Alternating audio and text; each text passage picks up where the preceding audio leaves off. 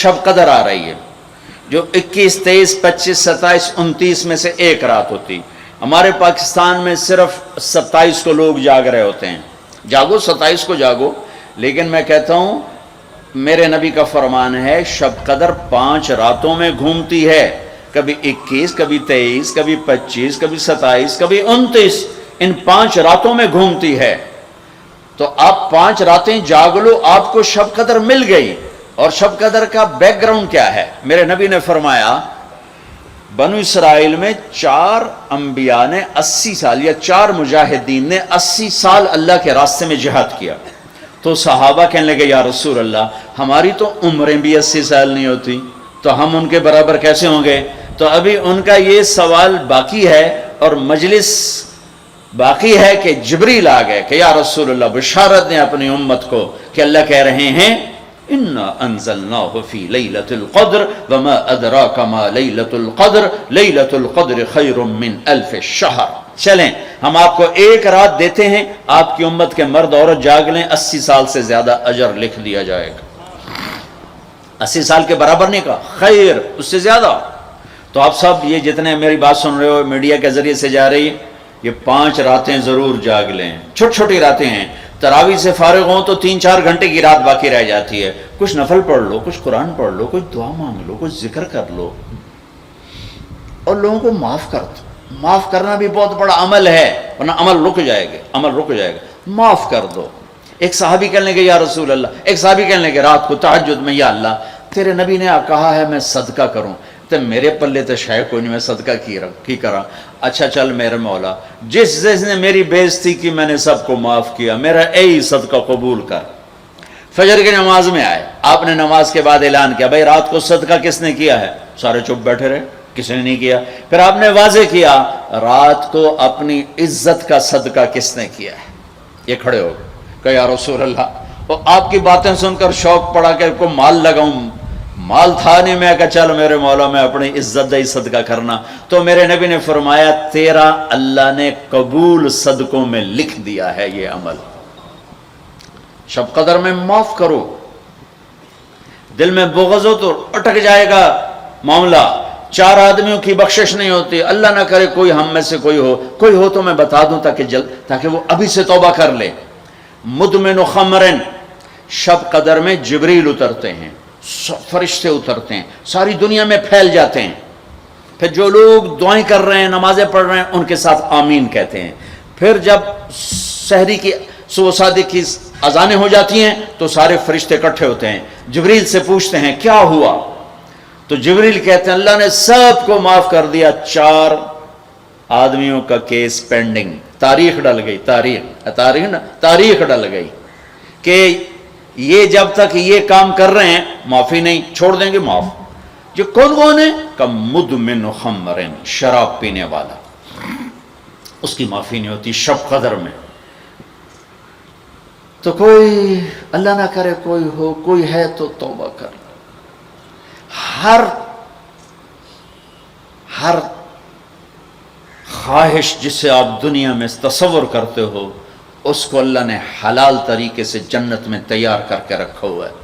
کہتا یہ شراب چھوڑو، تمہارے منہ سے بدبو، بے ہوش ہو رہے، پیشاب نکل رہے، تم آؤ میرے پاس. وَسَقَاهُمْ رَبُّهُمْ شَرَابًا طَهُورًا، تیرا رب تمہیں خود اپنے ہاتھوں سے پلائے گا. ٹھیک ہو گیا؟ عَاقٌ لِوَالِدَيْهِ، ماں باپ کا نافرمان. بخشش شب قدر بھی نہیں بخشوا سکے گی، ماں باپ کا نافرمان. میرے نبی نے فرمایا جب لوگ جنت میں جائیں گے نا تو اویس کرنی بھی جا رہے ہوں گے. اویس کون ہیں؟ اویس بن عامر من مراد من قرن من الیمن. یہ میں نے آپ کو ان کا پورا جغرافیہ، ان کی پوری آپ کی میں نے آپ کو ان کی بتا دی ہے بایوگرافی. اویس نام ہے، عامر کے بیٹے ہیں، مراد قبیلہ ہے، قرن اس کی شاخ ہے، اور یمن ان کی رہائش ہے. میں ان کی بستی گیا 3 سال پہلے جہاں وہ پیدا ہوئے، اویس کرنی جہاں پیدا ہوئے، میں وہاں گیا تھا. انہوں نے ماں کی حد درجہ خدمت کی. وہ آسمانوں تک پہنچی. یہ میرے نبی کی خدمت میں حاضر نہیں ہو سکے, آسمانوں سے جبریل پہنچے. اب جبریل کی بات کو میرے نبی کیا کس طرح, چونکہ اللہ کے نبی دیکھ رہے تھے کہ آئندہ آنے والی نسلیں ماؤں کے ساتھ کیا کریں گی. ہے یا رسول اللہ قیامت کب آئے گی؟ ایک سائل سوال کرتا ہے. آپ نے کہا اللہ کو پتہ کب آئے گی. کہا جی کوئی نشانی تو بتا دیں کہ جب ماؤں کو ذلیل کریں گی اولادیں تو قیامت آ جائے گی. عمر علی دو عظیم ہستیوں سے کہا جا رہا ہے تمہارے دور میں ایک شخص آئے گا, اس کا نام ہوگا اویس بن عامر, درمیانہ قد, رنگ کالا, ایک سفید داغ جسم پر, جیسے آنکھوں سے دیکھ ہی رہے ہوں گے, آنکھوں سے اللہ نے پردے ہٹا دیے ہوں گے. تو آئے گا اور جب وہ آئے تو تم دونوں نے اس سے دعا کروانی. اللہ کی قسم حضرت عمر اور حضرت علی کو اویس کی دعا کی ضرورت نہیں تھی. یہ آپ کو پیغام پہنچانے کے لیے ہے کہ ماں کا کیا مقام ہے. تو وہ حضرت عمر حیران ہو کے دیکھنے لگے کہ کیا کی جاندے نے ایسی دعا کروا. صحابی کو تو کوئی پہنچ نہیں سکتا, پھر صحابی بھی عمر اور علی جیسا. آپ نے کہا عمر علی. اویس نے ماں کی خدمت کر کے اللہ کو اس طرح خوش کر دیا ہے, جب وہ ہاتھ اٹھاتا ہے اللہ کبھی خالی نہیں لوٹاتا. حضرت عمر ہر سال حج میں جاتے, 10 سال خلیفہ 10 سال حج کی. کوئی اویس پتہ نہیں چلتا. ایک دن سارے حاجی لائن حاضر کر لیے, تھوڑے سے تو آتے تھے. بھائی کھڑے ہو جاؤ, ہاں بھائی سب بیٹھ جاؤ. یمن والے کھڑے رہو, پھر اور تھوڑے ہو گئے. ہاں بھائی یمن والے سارے بیٹھ جاؤ, صرف مراد قبیلہ کھڑا رہے, پھر بالکل تھوڑے ہو گئے. ہاں بھائی مراد والے سارے بیٹھ جاؤ, صرف مراد کی سب کاسٹ, شاخ, قرن, تو ایک آدمی بچا. اچھا تم قرنی ہو؟ کہا جی. اویس کو جانتے ہو؟ کہا جی جانتا ہوں, میرے بھائی کا بیٹا ہے, بھتیجا سگا, لیکن وہ تھوڑا ہلے ہوئے ہے, تجھے کیوں پوچھ دے ہو؟ اب تمہیں فرمایا میں تو ہلے ہوئے لگتا پہ ہیں. کدھر ہے؟ کہا جی آیا ہوا ہے. کہاں گیا ہے؟ کہا جی وہ ادھر گیا ہے عرفات اونٹ چرانے. آپ علی کو ساتھ لیا اور عرفات کی دوڑ لگا دی. وہاں پہنچے تو دیکھا اویس کرنی درخت کے نیچے نماز پڑھ رہے اور اونٹ چاروں طرف چر رہے. یہ آ کے بیٹھ گئے. انہوں نے محسوس کیا 2 آدمی آ گئے تو نماز مختصر کر دی, سلام پھیرا. حضرت عمر نے پوچھا کون ہو بھائی؟ کہا جی میں مزدور ہوں. اور کون؟ اسے نہیں خبر یہ کون ہے. تیرا نام کیا ہے؟ کہا میرا نام اللہ کا بندہ. حضرت عمر کہنے لگے سارے ہی اللہ کے بندے, تیری ماں نے تیرا نام کیا رکھا ہے؟ کہا بابا تو کون ہے میرا انٹرویو کرنے والا؟ ان کو عجیب سا لگا نا. تو حضرت علی نے کہا اویس یہ امیر المومنین ہے عمر بن خطاب اور میں ہوں علی بن ابی طالب. پھر تو اویس کانپنے لگے. کہا جی میں معافی چاہتا ہوں, بہت معافی چاہتا ہوں, میں تو آپ کو پہچانتا نہیں تھا, میں تو پہلی دفعہ آیا ہوں.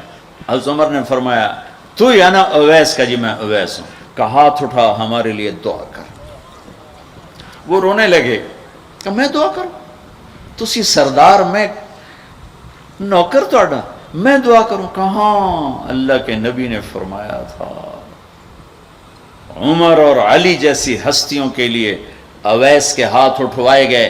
پیچھے جہاد نہیں ہے, تبلیغ نہیں ہے, تصوف نہیں ہے, پیچھے ماں کی خدمت ہے. اب وہ حدیث سناتا ہوں جو پہلے سنا رہا تھا.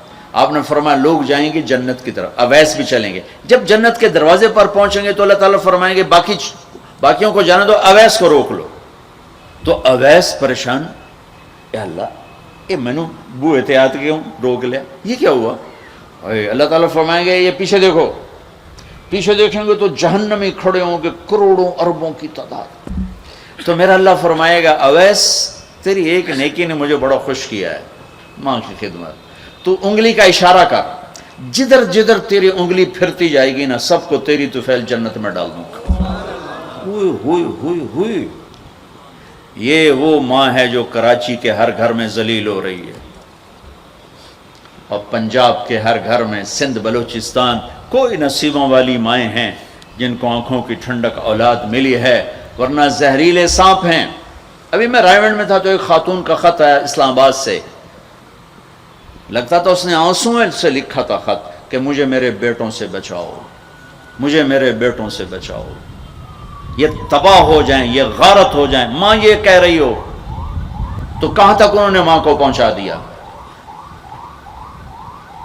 ماں کا نافرمان، شراب پینے والا ماں کا نافرمان. بھائی کوئی ہے توبہ کر لے. ماں باپ دونوں، والدین دونوں. تیسرا رشتہ داروں سے لڑنے والا، بہنوں سے لڑا ہوا، بھائیوں سے لڑا ہوا، چاچوں سے لڑا ہوا، ماموں سے لڑا ہوا، بیوی سے لڑا ہوا، بیوی خاوند سے لڑی ہوئی. جہاں رشتوں میں لڑائی ڈالنے والا ہے، جو عورت ہے یا مرد ہے، رشتوں میں لڑائی ڈالنے والا پینڈنگ ہو جائے گا، نہیں معاف ہوگا. کہ تو میرے بندوں کو معاف نہیں کرتا، مجھ سے معافی مانگتا. بھائی بہنوں، کوئی کسی سے لڑا ہوا ہے تو اللہ کے واسطے رمضان کی محنت ضائع ہو جائے، شب قدر کا جاگنا ضائع ہو جائے، اس سے بہتر یہ ہے کہ ہم صلح کر لیں، معافی مانگ لیں، معاف کر دیں، سینے سے لگا لیں، درگزر کریں. میرے اللہ کو آپس کی نفرت. دیکھو، چوری ڈاکہ بڑے گناہ ہیں اور معاشرے میں انتہائی ذلیل سمجھے جاتے ہیں. اس سے زیادہ اللہ کی نظر میں انسان گرتا ہے جب اپنے دل میں بغض پالتا اور نفرت پالتا. کسی کو حقیر جاننا، کسی کو طعنے دینا، کسی کو بولیاں مارنا. اس لیے میں گزارش کرتا ہوں آپس کے بغض ختم کرو، خاص طور پر خونی رشتوں کے بغض ختم کر کے گلے لگو، معاف.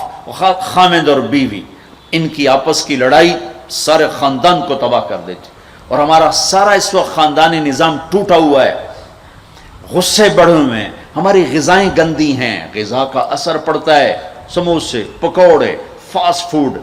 دیکھو میں نے سانس لیا، پھر باہر نکالا، میں نے اندر کس کو لیا؟ آکسیجن. باہر کسے نکالا؟ کاربن ڈائی آکسائڈ.